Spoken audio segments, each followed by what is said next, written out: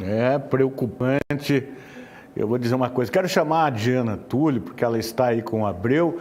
Oi, Diana, tudo bem, querida?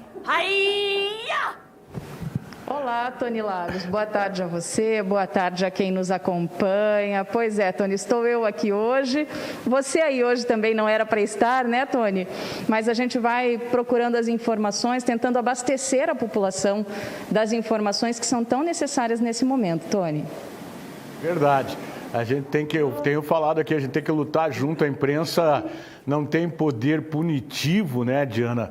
Mas tem que gritar, porque olha o que está acontecendo no estado do Paraná e aqui no litoral paranaense. A reportagem, mais uma vez, o Giovanni foi muito sincero nas colocações dele ontem, hoje, no VT, e a gente fica muito preocupado com tudo que está acontecendo, né, Diana?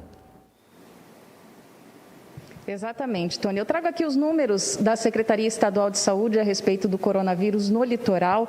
Então, antes de conversar com o Abreu, até vou pedir um pouquinho de licença aqui para o Abreu, para a gente trazer esses números, tá? Em Antonina, são 1.499 casos até o momento. Ontem não foi confirmado nenhum caso novo, nenhum óbito novo também. Mas já somam 38 óbitos em Antonina. Em Guaraqueçaba são 247 casos, nenhum caso novo registrado no último boletim da CESA, total lá é de 4 óbitos, e não houve novos óbitos nas últimas 24 horas, isso de acordo com o boletim. Em Guaratuba, 2.661 casos, 21 novos casos nas últimas 24 horas, total de óbitos por lá é 55, sem novos óbitos. Em Matinhos, 1.539 casos, 4 novos casos nas últimas 24 horas, 35 óbitos no total, nenhum nas últimas 24 horas. Em Morretes, 1.246 casos, nenhum novo caso no último boletim, 29 óbitos no total, nenhum novo óbito nas últimas 24 horas. Em Paranaguá, nós já somamos 12.076 casos positivados do coronavírus, foram 3 novos casos no último boletim, o total de óbitos já é de 171, não houve novos óbitos nas últimas 24 horas também. Em Pontal do Paraná, 1.438 casos, 4 novos no último boletim, 30 óbitos no total, nenhum novo óbito no boletim da CESA das últimas 24 horas. Então, a gente somou aí no litoral, Tony, 32 novos casos no último boletim, sem novos óbitos. Mas, em contrapartida, a gente tem o boletim divulgado pelo Hospital Regional do Litoral, que subiu ontem, desse número que o Giovanni já trouxe, de 34 internados, subiu ontem de 34 para 41, portanto, são 7 novos internados nas últimas 24 horas. Um número bastante preocupante, eu quando recebi esse boletim do Hospital Regional na manhã de hoje, até fiz questão de ligar para os meus familiares, para os idosos que eu tenho em casa, avisá-los para tentarem sair menos possível de casa nessas próximas semanas. E a gente teve um óbito confirmado, uma mulher de 73 anos, residente em Paranaguá. Esse óbito foi registrado no dia 20 de fevereiro.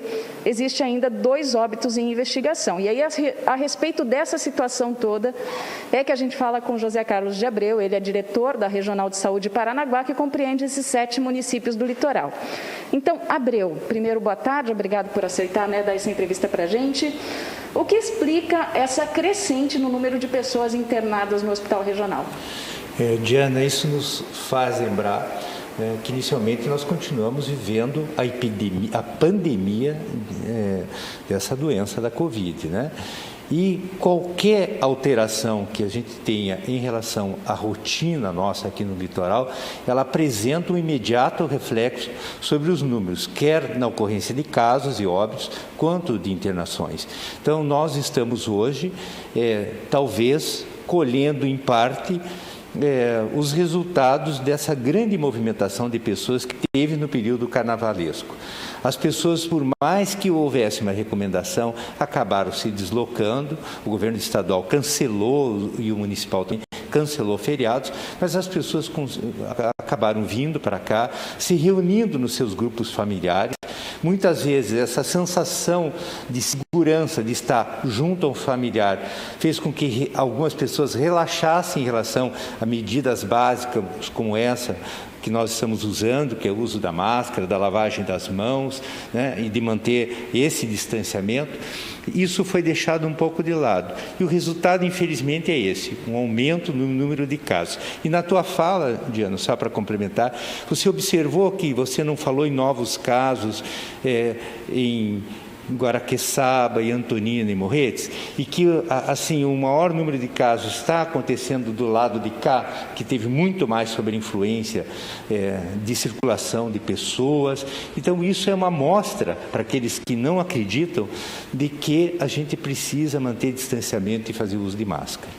E, Abreu, com relação a esse aumento nos números, além da temporada de verão, do relaxamento, né, de medidas da população em geral, pode estar a nova variante da Covid que a gente tem visto circular em alguns estados do país? Olha, nós ainda não identificamos aqui no litoral, felizmente, nenhum caso da nova variante. Mas em Curitiba já foram notificados 5 casos. E como aqui é uma região que, pela sua característica, possibilita uma circulação intensa de pessoas que vêm da própria região metropolitana, de Curitiba e de outras regiões do país, nós estamos sujeitos a esse risco. Por isso que nós intensificamos as nossas medidas de vigilância, né, e observando exatamente essa velocidade da transmissão.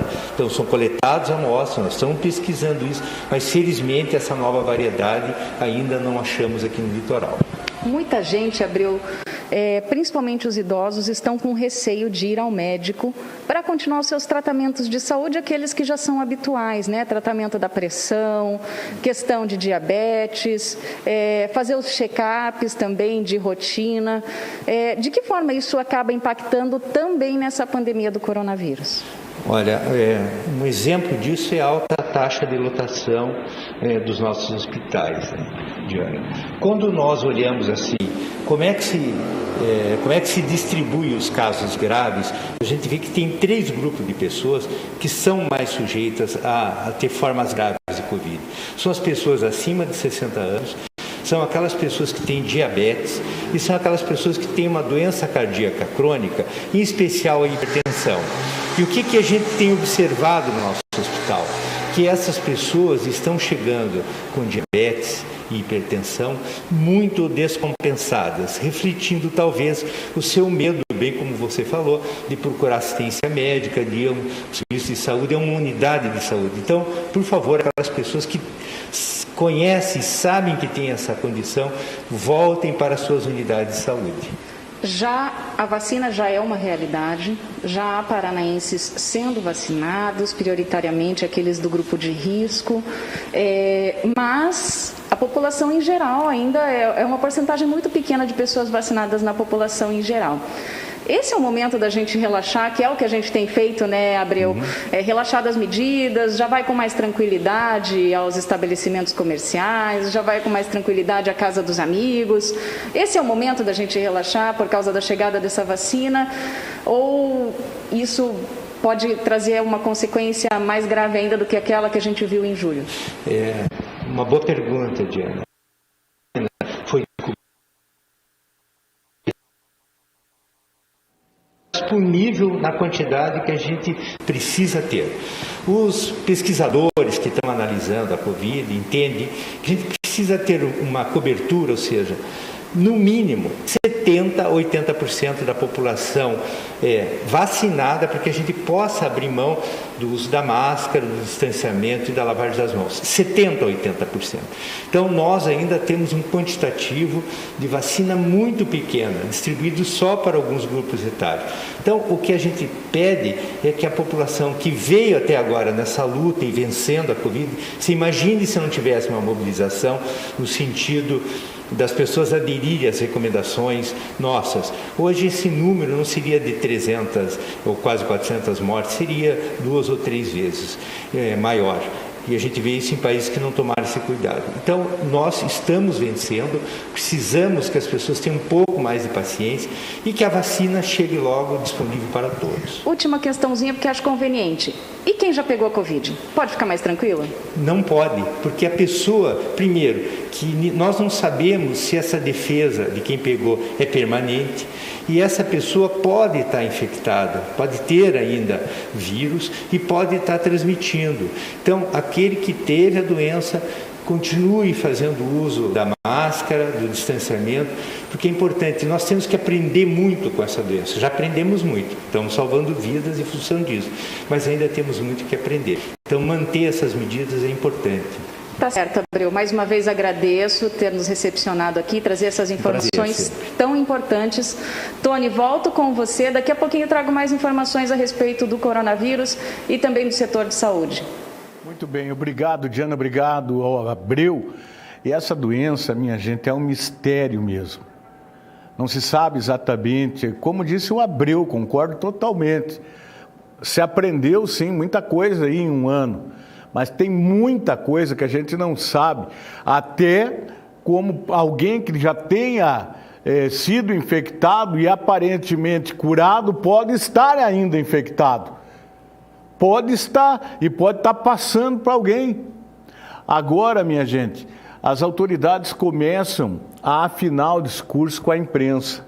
Que a imprensa, pelo menos eu tenho visto aqui no litoral do Paraná e outros locais também, pedindo pelo amor de Deus para as pessoas ficarem em casa. Agora as autoridades estão pedindo. Eu tenho ouvido as entrevistas das autoridades de saúde do estado do Paraná. A situação é muito grave. Não é só aglomerar. Você pode estar com o vírus e ao chegar na casa de alguém ou em outro qualquer, você passar esse vírus para alguém. Gente, pelo amor de Deus, sossegue o rabo em casa. Porque tem uma hora que não tem palavras para encontrar.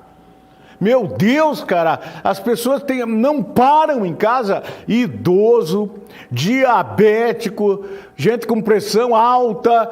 Fiquem em casa, não é hora de visitar ninguém. Fiquem em casa para poder visitar depois, antes que você morra. Mas não, facilitam.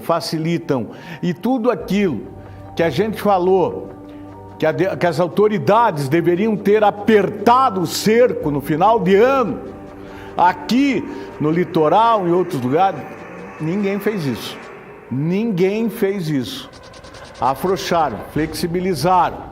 O povo não respeita. E eu não estou generalizando, mas é bem perto disso. E o resultado é o que nós estamos assistindo. Não tem mais vaga em vários hospitais, o nosso regional tem que criar vagas e daí tem que ter equipamento, porque não é só criar vaga. E o profissional da área de saúde, gente, é muito sério o que nós estamos passando. A imprensa está pedindo pelo amor de Deus e tem gente que aqui é uma pedra, é uma porta, você está falando com uma porta, estou falando com uma cadeira, porque não adianta. Teve aglomeração de novo aqui, final de semana, gurizada, aí depois vão para casa e a gente já sabe o resultado. E quem já teve Covid, não tem a certeza de 100% que você não está infectando as outras pessoas. Quem disse isso? Não é Tony Lagos, não. São autoridades de saúde, porque a doença ainda, esse vírus ainda é um mistério, muito grande por sinal. A vacina está chegando devagarinho, que autoridades já falaram que nesse passinho, nós vamos até no mínimo 2004 para vacinar toda a população brasileira.